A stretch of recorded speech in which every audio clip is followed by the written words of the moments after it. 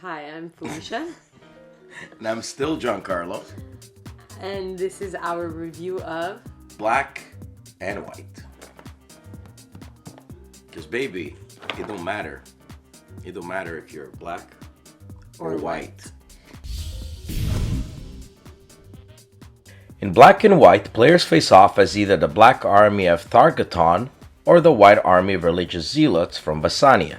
In the box you'll get a board with victory track for each player, 24 black and 24 white wooden blocks to which you'll attach stickers to, give each player the army of his choice, 22 scenario cards. For this review we'll use the tutorial one, number 22, 24 terrain tiles, place them on the board according to the scenario card, 12 terrain tokens with different types, fire, smoke, trenches, and abatis, 9 round special tokens, give each player 3 and they'll place it face up according to their color, 3 round faction counter, each player places theirs on the 0 of the track, 6 commander cards, 3 for each faction, players will choose 1 from the 3, 8 cards, give each player 4, a double-sided screen which you'll place in the center of the board, 2 dice which players will roll, highest roll will become the first player, 1 faction cards which you'll place on the side of the first player's faction, and 18 unit cards, 9 for each faction.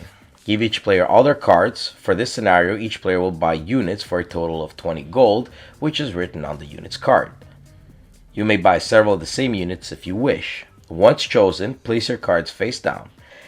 Each player will place their army on their starting line of the board with a type, infantry, cavalry, artillery, facing their opponent, and with their classes facing them, making sure that the side with the most dot is on top. Players need to respect unit limit in each hex. Here you can see what those are. Remove the screen when done. You're now ready for war. Be the first player to reach 10 victory points and you win. each turn, players will do 3 activations. They can use an activation on a unit or a squad. Let's talk about units first and movement. Infantry can move 1 hex and attack in melee, move 1 hex and attack range, or move 2 hexes with no attacks. Cavalry can move 2 hexes and attack melee, move 2 and attack range, or move 3 with no attacks. Some also have a charge ability which allows them to move 3 hexes in a straight line only, and then attack. Lastly, artillery can move only 1 and not attack, or skip movement and attack range. Now a squad is a group of units of same type in 1 hex. If you did not move your full move, one of your units may attack if you wish. When you activated a unit or squad, flip one of your round token over to show you used an activation. Let's move on to attack. A melee attack can be performed by infantry or cavalry when adjacent to an enemy unit. First, the players will reveal the units in the attack and turn the appropriate cards face up. The attacker will roll both dice and remove the lowest die. He'll add the remaining die value to his melee attack value. If the value exceeds the defending unit's defense value, it'll take a hit. Turn that unit counterclockwise once to show that the unit has sustained a hit. If it was on its last dot when it sustained a hit, then the unit is destroyed. It's removed from the game and you just scored VPs equal to its cost, so you can raise your faction marker up. If the unit is still alive, the unit must retreat in a space non-adjacent to enemy units, unless they pass a command check. Roll an equal to or less than the unit's discipline value, and you can choose to remain there and make a counterattack. Same rules apply here, except that the attacked unit does not retreat. A thing you need to remember for infantry is that their attack and defense values are raised by 1 for each allied unit in the same hex. So it's always good to stay together as a squad. Range attack works the same way except for some differences. First, units will need line of sight and they'll now use their range value instead. Infantry and cavalry have a range of 2 if they have a ranged attack. Defending unit still has to retreat unless they pass a command check, but no counterattack is available to them. If a unit attacks from a squad, the player does not need to reveal which unit attacks from that hex. He'll just need to reveal the unit's card. When rolling dice for either melee or range attack, if you roll a sum of 7, you scored a critical success. Or if you roll 2 of the same numbers on the dice, it's a critical failure, and your attack automatically misses. Artillery that performs range attacks are slightly different. First, you'll have to announce what type of ammunition you want to use available to that unit. Regular, incendiary, or smoke bomb. Then you'll have to aim. They can only attack 2, 3, or 4 spaces away, and only if they have line of sight. The target number for them to hit is based on how far they shoot. The furthest away, the harder to hit. They will roll a single die for this. If they fail the roll, you'll place a special marker on that space and you'll add one to your subsequent rolls on that space. If you hit your target, we move on to the damage step.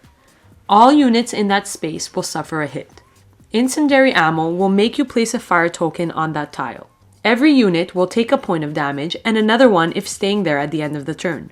Smoke bomb will allow you to place a smoke token which can screen line of sight for strategic maneuvering. The last thing we need to cover are the commanders each player has chosen. They all have unique abilities which might be better suited for the type of scenario you're playing. A commander can only do one order per turn, unless it's their first order on the list. These can be done multiple times and don't count for order limit. Orders are given to units and each orders need to pass a disciplinary check to see if they'll do the order given to them.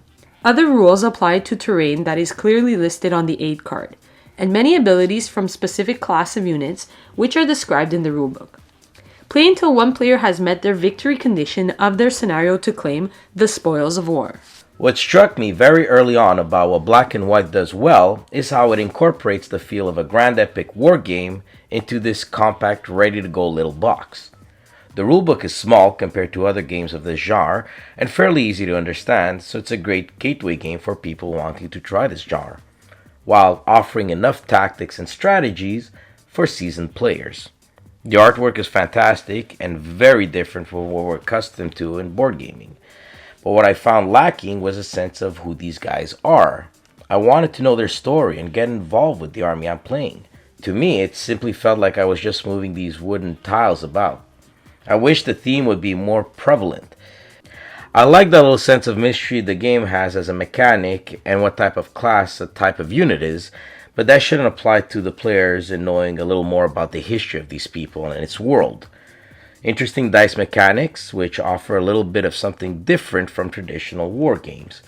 The components are alright, and the backing of the cards made it clear what belongs where, so they're easy recognizable, and the tray has places for each component, which showed they paid attention to detail. But the double-sided terrain tiles and placing them and then flipping them back to see where's that missing swamp was a little of a hassle. And remembering what each unit's special ability or commander order is would have you constantly look into the rulebook. Players' aid for that would have been nice, or simply write their abilities on their card. All in all, though, Black and White is a solid enough game for people wanting to play a quick war-style game on the go without the many headaches. And with different scenarios, you should get your money's worth. It gets a 7 out of 10.